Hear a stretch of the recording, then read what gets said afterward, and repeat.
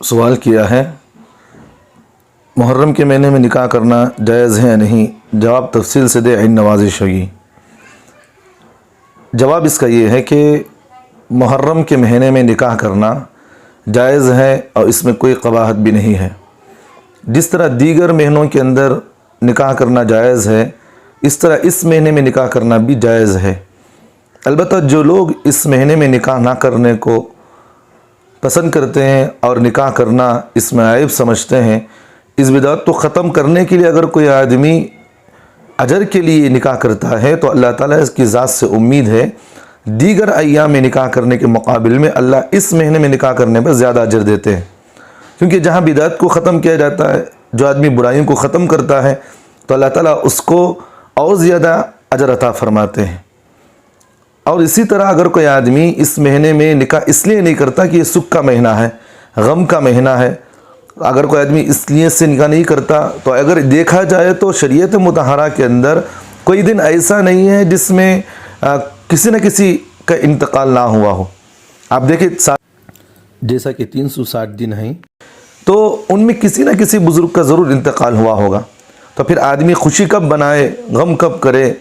تو شریعت مطہرہ کے اندر اللہ تعالیٰ نے جہاں انسان کو خوشی کا حکم دیا تو خوشی کرنا چاہیے، اور جہاں غم کا حکم دیا ہے تو اتنے دن غم کرنے کی اجازت ہے۔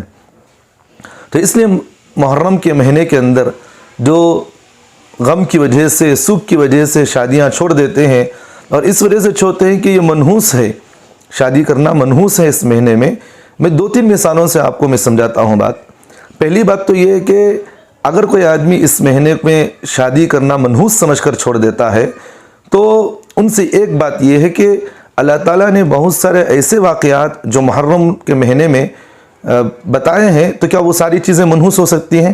جیسے مثال کے طور پر اللہ کے رسول صلی اللہ علیہ وسلم جس وقت مدینہ منورہ گئے تو وہاں دیکھا کہ یہود محرم کی 10ویں تاریخ کو روزہ رکھتے تھے، تو اللہ کے رسول صلی اللہ علیہ وسلم نے پوچھا کہ تم کیوں روزہ رکھتے ہو؟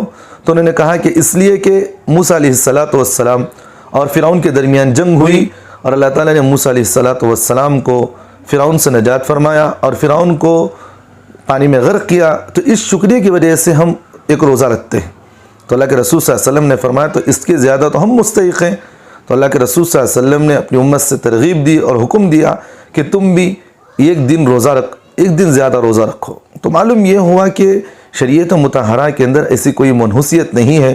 اگر منحوسیت ہوتی تو اللہ تعالیٰ اس طرح فتح جو مسلمانوں کو اللہ نے دیا ہے تو کیا یہ منحوسیت نہیں ہو سکتی تھی؟ اللہ کے رسول صلی اللہ علیہ وسلم یہ منحوسیت ہوتی تو اللہ کے نبی فرما دیتے یہ منحوس دن ہے، تم اس دن خوشی نہ کرو۔ تو معلوم ہوا کہ خوشی کے طور پر آدمی ضرور روزہ رکھتا ہے۔ اور پہلی مثال یہ، اور دوسری مثال یہ ہے کہ علماء مورخین نے یہ بھی لکھا ہے کہ اللہ تعالیٰ نے حضرت آدم علیہ السلام اور حضرت حوا کو جنت سے اسی مہینے میں اتارا، اور اسی مہینے میں ان دونوں کی ملاقات ہوئی، تو کیا منحوسیت ہوتی تو ملاقات ہوتی؟ اور لوگ اس مہینے کو شادی بیاہ کرنے کو منحوس اس لیے سمجھتے ہیں کہ میاں بیوی کے درمیان محبت نہیں ہوتی، لڑائی جھگڑے زیادہ ہوں گے اور آپس میں نااتفاقیاں زیادہ ہوگی، اولاد جو ہے وہ فرمانبردار نہیں بنے گی۔ میں ان سے یہ پوچھتا ہوں کہ حضرت فاطمہ الزہرا رضی اللہ عنہا کا نکاح اور حضرت علی کرم اللہ وجہہ کا نکاح جو ہے، بعض علماء نے یہ بھی لکھا ہے کہ محرم کے مہینے میں ہوا ان کا، اور کیا ان دونوں کی نکاح کے اندر کچھ دراغ آیا؟ کیا ان کی اولاد کوئی ایسی پیدا ہوئی؟ حالانکہ اللہ کے رسول صلی اللہ علیہ وسلم نے فرمایا کہ حضرت عائشہ، حضرت فاطمہ الزہرا یہ جنت کی سردار ہیں، جنت کی عورتوں کے سردار ہیں، اور حضرت علی یہ بھی جنت ہی ہیں، اور ان کے دونوں بیٹے حضرت حسنین یہ جنت کے نوجوانوں کے سردار ہیں۔ تو کیا اتنی بڑی خوشخبری کے باوجود بھی آدمی یہ سمجھے کہ اس مہینے میں منحوسیت ہے؟ غلط بات ہے۔ جو لوگ اس کو یہ کہتے ہیں کہ اس مہینے میں نکاح کرنا منحوس ہے، اس مہینے میں نکاح کرنے سے میاں بیوی میں نااتفاقیاں پیدا ہوتی ہیں اور شادی دائمی نہیں رہتی، یہ غلط بات ہے۔ اور اسی طرح اگر اس مہینے کو سکھ کے طور پر اگر یہ کہے کہ بھئی اس مہینے میں ہم نکاح اس لیے نہیں کرتے کہ اس مہینے میں سکھ ہے کیونکہ حضرت حسین کو شہید کیا گیا، اس لیے ہم نکاح نہیں کریں گے، اور اس میں ہم خوشی نہیں کریں گے، اس لیے ہم سوک مناتے ہیں۔ دیکھیں شریعت مطہرہ کے اندر اللہ تعالیٰ نے، اللہ کے رسول صلی اللہ علیہ وسلم نے فرما دیا کہ سوک کہاں تک کیا جائے۔ جیسا کہ کسی گھر میں کسی کا انتقال ہو گیا ہو تو زیادہ سے زیادہ دن 3 دن تک اللہ کے رسول نے خاندان کے لوگوں کو حکم دیا کہ تم یہاں تک ناراض ہو سکتے ہو، اس سے زیادہ اس کی بات کی اجازت نہیں ہے۔ اسی طرح اگر کسی عورت کا شوہر انتقال ہو گیا ہے تو اس کے لیے 4 مہینے 10 دن عدت کے سوق کے طور پر شریعت نے متعین کر دیا۔ اب اس کے بعد پوری زندگی اگر اسی سوق میں رہ جاؤ تو پھر اپنی آخرت تو کیا بناؤ گے اور اپنی زندگی کو کیا سنوارو گے؟ تو شریعت مطہرہ کے اندر جو چیز متعین کر دی انہی چیزوں کی فرما برداری میں، انہی چیزوں کی پیروی میں انسان کے لیے کامیابی کا ذریعہ ہے۔ اور دوسری مثال، اگر یہ سمجھ کر آدمی شادی نہیں کرتا، شادی بیاہ نہیں کرتے، خوشی نہیں کرتے کہ اس مہینے میں نواسۂ رسول صلی اللہ علیہ وسلم کو شہید کیا گیا، تو ان سے ایک بات یہ ہے کہ اگر شہادت اگر اتنی ناقابل قبول تھی تو اللہ کے رسول صلی اللہ علیہ وسلم اللہ کے رسول صلی اللہ علیہ وسلم کیوں اس کی متمنی تھے؟ شہادت ہمیں اس بات سے خوش ہونا چاہیے ابھی کہ حضرت حسین کی اللہ نے موت جو دی ہے وہ شہید کی دی ہے، حالانکہ شہید کا مرتبہ کوئی معمولی نہیں ہے۔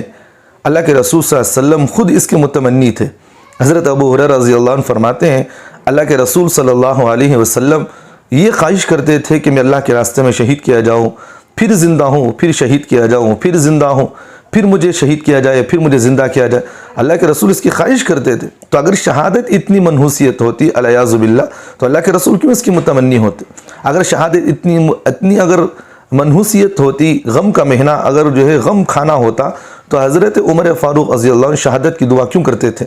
حضرت خالد بن ولید رضی اللہ عنہ کے بارے میں لکھا ہے کہ وہ آخری عمر میں جس وقت ان کا انتقال ہو رہا تھا تو اپنے اہل ویال کے ساتھ بیٹھے ہوئے تھے اور اس وقت بڑے افسوس کے ساتھ بستر پر رو رہے تھے۔ ان کے رشتہ داروں نے، ان کے بیوی بچوں نے، ان کے گھر والوں نے پوچھا کہ کیا بات ہے آپ رو رہے ہیں؟ تو انہوں نے کہا کہ خالد اپنی زندگی جب سے اسلام میں داخل ہوا اپنی پوری زندگی اللہ کے راستے میں لگا دیا اور خواہش اس کی تھی کہ کسی بھی طرح میرا اللہ کے راستے میں شہید ہو جائے، لیکن اللہ تعالیٰ نے مجھے عورتوں کی طرح بستر پر موت دی ہے۔ بڑے افسوس کے ساتھ یہ کہہ رہے تھے۔ تو بجائے معلوم یہ ہوا کہ شہادت پانا یہ بڑی خوشی کی بات ہے اور ہمیں اس بات سے خوش ہونا چاہیے کہ حضرت حسین کو شہید اللہ نے مرتبہ عطا فرمایا۔ اور ایک مثال میں آپ کے سامنے دیتا ہوں کہ ایک حدیث ہے جس میں اللہ کے رسول صلی اللہ علیہ وسلم حضرت ام عائشہ فرماتی ہیں جس وقت اللہ کے رسول صلی اللہ علیہ وسلم کا انتقال ہونے لگا تو اللہ کے رسول صلی اللہ علیہ وسلم نے حضرت ام عائشہ سے فرمایا کہ عائشہ مجھے اس تکلیف کا احساس ہو رہا ہے وہ جس عورت نے مجھے گوشت میں زہر ملا کر کھلایا تھا، تو اس کا اثر اللہ کے نبی کو انتقال کے وقت ہوا ہے۔ تو زہر دے کر مارنا یہ بھی شہید کا کھانے والا اور جسے مارا گیا ہے وہ آدمی شہید کا مرتبہ پاتا ہے۔ تو اللہ کے رسول صلی اللہ علیہ وسلم کی جو شہادت کی خواہش تھی کہ اللہ مجھے شہادت کا مرتبہ دے اور میری میں خواہش چاہتا ہوں کہ مجھے کسی بھی طرح مجھے شہید کیا جائے، پھر مجھے زندہ کیا جائے، تو اللہ کے رسول کی جو خواہش تھی اللہ نے آخری عمر میں پوری متمنی کو پوری کر دی۔ تو اللہ کے رسول صلی اللہ علیہ وسلم کی گویا کہ یہ ایک طریقے سے شہادت کا مرتبہ اللہ کے رسول کو ملا ہے۔ تو ہمیں اس بات سے خوش ہونا چاہیے کہ شہادت یہ کوئی معمولی بات نہیں ہے۔ تو اس گویا کہ ہمیں حضرت حسین کو جو شہید کیا گیا اس سے ہمیں خوش ہونا چاہیے، اور غم تو یہ ہے کہ ان کو دھوکے سے ختم کیا گیا، نوارث رسول کو مارا گیا۔ یہ غم انسان کے اندر ہونا چاہیے، لیکن اس بات کی خوشی بھی ہونا چاہیے کہ اللہ نے ان کو اتنی شہادت کا مرتبہ عطا فرمایا۔ تو اس لیے اس مہینے کو منحوس سمجھ کر شادی نہیں کرنا، اس مہینے کو منحوس سمجھ کر خوشیوں سے دور رہنا، شریعت میں اس کی اجازت نہیں ہے۔ اللہ کے رسول صلی اللہ علیہ وسلم نے خوشی اور غم کو دونوں کو طے کر دیا۔ اگر خوشی نہ ہوتی تو اللہ کے رسول صلی اللہ علیہ وسلم محرم کے مہینے میں اس بات کی اجازت نہیں دیتے کہ تم روزہ رکھو۔ حالانکہ پچھلے جب اسلام ابتدائی جو شروع ہوا تو اللہ تعالیٰ نے محرم کے روزوں کو فرض کیا تھا۔ اب اس کے بعد اللہ تعالیٰ نے رمضان کے روزوں کو فرض کرنے کے بعد محرم کا جو روزہ ہے اس کو ختم کر دیا گیا۔ اب اس کی سنت ابھی بھی باقی ہے۔ تو معلوم یہ ہوا کہ محرم کے مہینے میں روزہ رکھنا خوشی کی بات ہے اور ایک سال کے گناہ معاف ہوتے ہیں۔ اور دوسری بات یہ کہ اللہ کے رسول نے یہ بھی بیان فرما دیا کہ محرم کے مہینے میں اگر 10 تاریخ کو کوئی آدمی اپنے اہل ویال کے لیے دستر وسیع کرے گا، کھلائے گا، پلائے گا، اپنی استطاعت کے مطابق جتنا ہو سکے خرچ کرے گا، اللہ اسے پورے سال کھلائیں گے، پلائیں گے۔ اگر یہ منحوسیت ہوتی تو اللہ کے رسول کھلانے پلانے کا حکم کیوں دیتے؟ اگر اس مہینے کے اندر منحوسیت ہوتی تو اللہ کے رسول صلی اللہ علیہ وسلم یہ بھی فرمایا کہ قیامت بھی اسی مہینے کے اندر آئے گی۔ تو قیامت تو منحوسیت تو ان لوگوں کے لیے افسوس ہے جو جہنم میں جا رہے ہیں، جنت میں جانے والوں کے لیے تو خوشخبریاں ہیں۔ تو اس سے بڑی اگر کوئی آدمی اسے بھی منحوسیت سمجھتا ہے تو بڑی افسوس کی بات ہے۔ تو اس لیے آج دینداروں گھروں کے اندر بھی، بے دین گھروں کے اندر بھی اس چیز کو منحوس سمجھتے ہوئے شادی بیاہ نہیں کرتے اور خوشیاں کسی بھی طریقے سے نہیں کرتے، یہاں تک کہ رشتے تک نہیں کرتے، کیونکہ اس سے آپس میں لڑائیاں جھگڑا ہوں گے اور نااتفاقیاں ہوں گی اور زندگی پوری اس سے ٹوٹ جائے گی۔ اس لیے غلط بات ہے، اس طرح کا کوئی عقیدہ نہیں رکھنا چاہیے۔ اللہ تعالیٰ سے دعا کرے کہ بھی خوشیوں کے اندر خوشی کرے، اور پھر جو ہے اللہ ہم تمام کو صحیح طریقے سے دین کی سمجھ عطا فرمائے۔